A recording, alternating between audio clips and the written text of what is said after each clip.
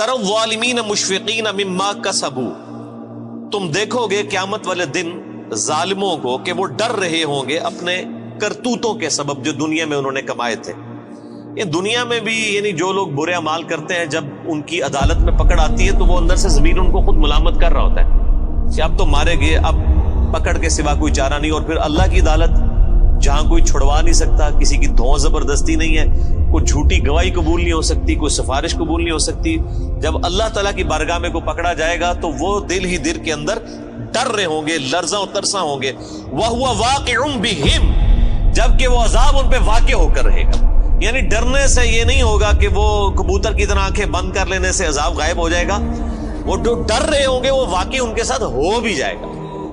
دنیا میں تو اکثر اوقات انسان مختلف خدشات یعنی سوچتا ہے، بعض اوقات ہو بھی جاتے ہیں، بعض اوقات نہیں بھی ہوتے ہیں، لیکن آخرت کے بارے میں کوئی یہ نہ سمجھے کہ جس طرح دنیا میں اللہ نے چھوٹ دے دی تھی، پکڑ نہیں فرمائی تھی، آخرت میں بھی اس طریقے سے ڈھیل مل جائے گی۔ نہیں، آخرت کے دن تو اللہ تعالیٰ نے اپنا نام ہی رکھا ہے، لمن الملک اليوم، آج کے دن کس کی بادشاہت ہے؟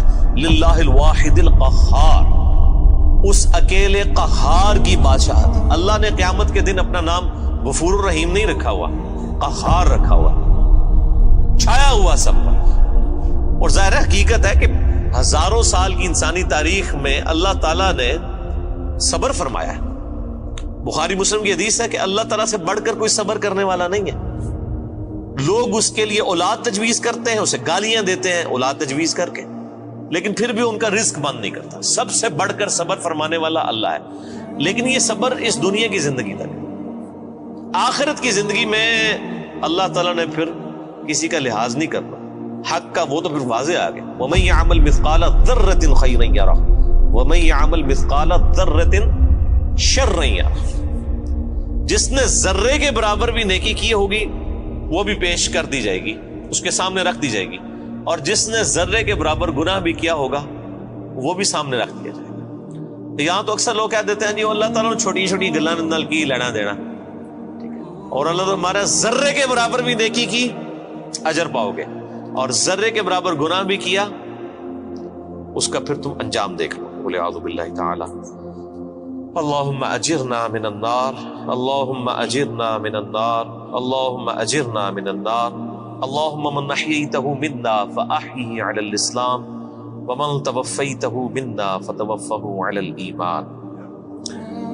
بس وہی بات ہے کہ جی عقل نہ ہوئے تے موجہ ہی موجہ، عقل ہوئے تے سوچیں ہی سوچیں۔ جسے عقل نہیں ہے اسے نہیں پتا کہ اللہ تعالیٰ کتنا ڈاڈا ہے۔ یہاں ہم جب کسی کو وعیدیں سناتے ہیں وہ کہتے ہیں وہ جی کوئی رحمت کی بات کریں، یعنی اللہ تعالیٰ تو سراپا رحمت ہے، یعنی وہ یہ بتانا چاہتے ہیں کہ اللہ تعالیٰ تو چاہتا ہے کہ لوگ گناہ کریں اور بس بغاوت پہ اترے رہے پھر بھی ان کو معاف کر دیں۔ یہ اتنا آسان معاملہ ہوتا تو پھر نبیوں کو نہ بھیجا جاتا، کتابیں نہ نازل فرمائی جاتی۔ جس کو یہ معاملہ پتا ہے اس کے لیے تو پھر زندگی گزارنی مشکل ہو جاتی ہے۔ والذین آمنوا وعملوا الصالحات، وہ لوگ جنہوں نے ایمان قبول کیا اور نیک اعمال اختیار کیے، صرف ایمان نہیں قبول کیا بلکہ نیک اعمال میں استقامت اختیار کی۔ فی روضات الجنات، وہ جنت کے باغوں میں ہوں گے۔ لہم ما یشاءون عند ربہم، وہاں ان کے رب کے پاس ان کے لیے ہر وہ چیز ہوگی جو وہ خواہش کریں گے۔ ذالک هو الفضل الکبیر، یہ ہے سب سے بڑا فضل۔ یعنی لوگ سمجھتے ہیں کہ دنیا میں اعلیٰ منصب حاصل ہو جانا، یا پچھلے دنوں الیکشن ہوئے ہیں تو لوگ سمجھ رہے تھے شاید پرائم منسٹر بن جانا کوئی بہت بڑا عہدہ ہے، دنیا میں بہت زیادہ دولت کما لینا کوئی بہت بڑا عہدہ ہے۔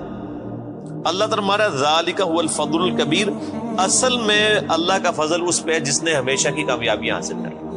اور لاجیکل بات ہے میرے بھائی، ایک بندے کو بتایا جائے کہ آپ کو اتنی ساری ایفرٹ کے اگینسٹ جو ہے وہ 3 منٹ کے لیے جو ہے وہ بادشاہی ملے گی، اور دوسرے کو بتایا جائے کہ آپ کو اتنی ہی ایفرٹ کے اگینسٹ ہمیشہ کی بادشاہت ملے گی، جس میں موت بھی نہیں آئے گی، جس میں زوال بھی نہیں ہوگا، جس میں بڑھاپا بھی نہیں آئے گا، جس میں بیماری بھی نہیں آئے گی۔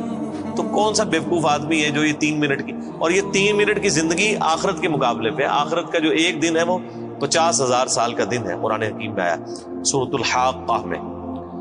تو آخرت کا جو ایک دن ہے اس کے مقابلے پہ 60 سال کی زندگی 3 منٹ بنتی ہے آلموسٹ. ابھی آخرت کے بعد جو جنت اور دوزخ کا فیصلہ ہونے والا ہے وہ تو صحیح مسلم میں حدیث ہے کہ کوئی شخص سمندر میں انگلی ڈبوئے, سمندر میں جو انگلی ڈبونے سے اس کی انگلی پہ پانی لگتا ہے وہ دنیا کی زندگی ہے, اور سمندر آخرت کی زندگی, انفینٹ لائف. تو اصل میں کامیاب وہ ہے جو وہاں پر کامیاب ہو گیا, اصل عقل مند وہی ہے. ذالک الذی یبشر اللہ عبادہ الذین آمنوا, یہ ہے وہ جنت جس کی خوشخبری دیتا ہے اللہ تعالیٰ ان لوگوں کو اپنے بندوں میں سے جو ایمان لائے, وعملوا الصالحات, اور نیک اعمال بھی کیے. قرآن پاک میں کہیں بھی جنہوں کہتے ہیں چھڑا ایمان کدھر بھی نہیں ذکر ہویا, خالی ایمان جو کچھ بھی ہے اللہ تیرے محبوب کی امت سے ہے, نہیں.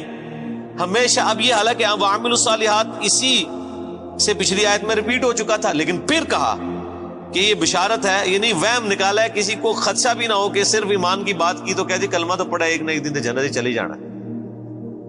ٹھیک ہے نا جی, وہ تو صحیح بخاری کی حدیث ہے, میری پوری امت جنت میں جائے گی سوائے اس کے کہ جس نے خود ہی جنت میں جانے سے انکار کر دیا.